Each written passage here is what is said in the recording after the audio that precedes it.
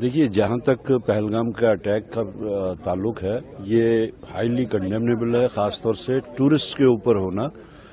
और एक साइड से बीजेपी ये कह रही है कि माहौल बिल्कुल ठीक ठाक है, हमने टेररिस्ट को भी एलिमिनेट कर दिया है और सब चीज ठीक ठाक है।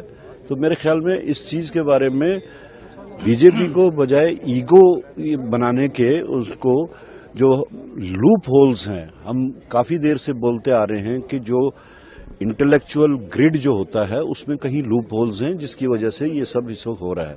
अभी देख लीजिए, जम्मू पूरा जो है इसमें इन्वॉल्व है, अब फिर से कश्मीर की तरफ शिफ्ट हुआ, लेकिन टूरिस्ट के साथ ये होना जो है ये हाईली कंडेमनेबल है।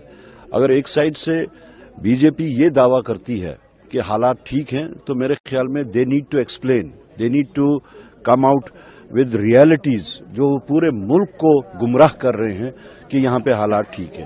अगर हालात ठीक हैं तो फिर ये सब क्यों हो रहा है?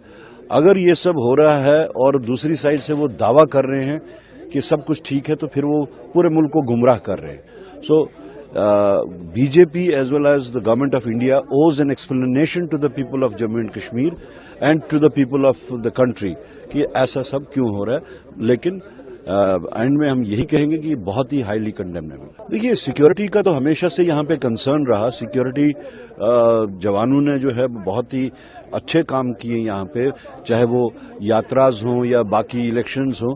मगर जिस तरीके से ये जो बीच बीच में जो हालात बन रहे हैं और जिन हालात को उनके कॉन्ट्ररी बीजेपी मुल्क में ये बेच रही है कि हालात सब ठीक ठाक है, वो एक सही स्ट्रेटेजी नहीं है।